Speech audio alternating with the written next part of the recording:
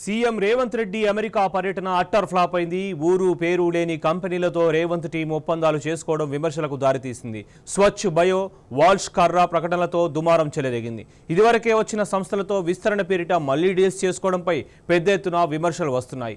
BRS సర్కార్ గత ఒప్పందాలనే విస్తరణ పేరిట మరోసారి ఎంఓయూలు కుదుర్చుకొని వేల కోట్ల పెట్టుబడులు అంటూ ప్రచారంతో ఊదరగొడుతున్న సర్కారుపై బీఆర్ఎస్ నేతలు, నెటిజన్లు ఆగ్రహం వ్యక్తం చేస్తున్నారు.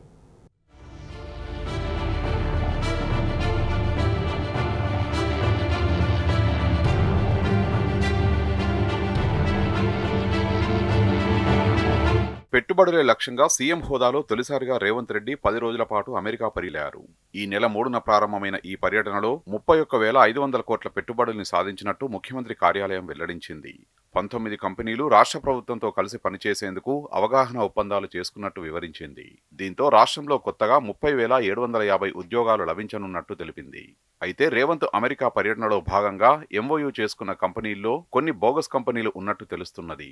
అంతేకాదు రేవంత్ బృందం ఒప్పందం చేసుకున్న మరికొన్ని దిగ్గజ కంపెనీలు ఇప్పటికే తెలంగాణలో సేవలు ప్రారంభించాయని, బీఆర్ఎస్ హయాంలోనే ఆయా కంపెనీలతో ఒప్పందాలు జరిగాయని, ఇప్పుడు అవే కంపెనీలతో సేవల విస్తరణ పేరుతో కాంగ్రెస్ ప్రభుత్వం ఒప్పందాలు చేసుకుంటున్నదని బీఆర్ఎస్ నేతలు, నెటిజన్లు ఆధారాలతో సహా ఎత్తి చూపుతున్నారు.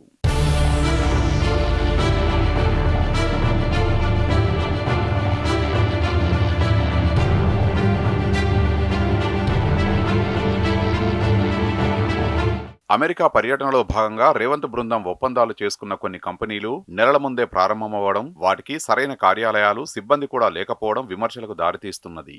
ఉదాహరణకు బయోఫ్యూయల్స్ తయారీ సంస్థ స్వచ్ఛ బయోతో రాష్ట్ర ప్రభుత్వం ఒప్పందం కుదుర్చుకున్నది.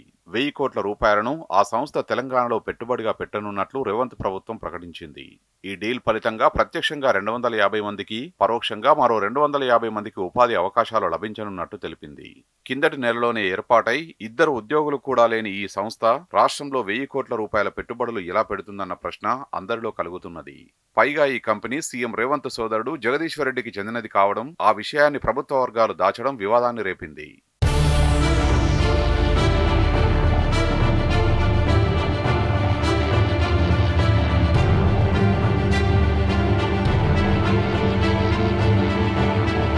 తెలంగాణలోని వీహబ్ 42 కోట్ల రూపాయలు, వీహబ్లోని స్టార్టప్ కంపెనీల్లో మరో 839 కోట్ల రూపాయల మేర పెట్టుబడులు పెట్టడానికి వాల్ష్ కర్రా హోల్డింగ్స్ అనే సంస్థ ముందుకొచ్చినట్టు రేవంత్ ప్రభుత్వం ప్రకటించింది.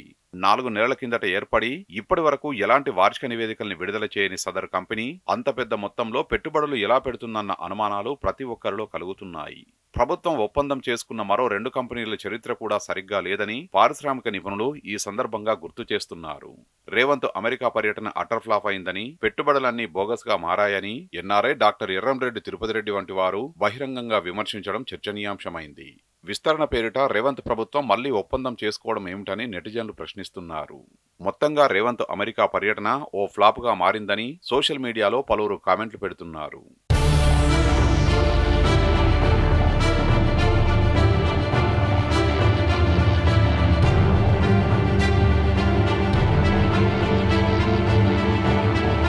సీఎం అమెరికా పర్యటనలో భాగంగా Charles Schwab, RCCM, Amazon, Arm Equity, Monarch Tractors, Corning వంటి దిగ్గజ కంపెనీలతోనూ ఎంఓయూలు కుదిరాయని సీఎం కార్యాలయం ఓ ప్రకటనలో పేర్కొన్నది.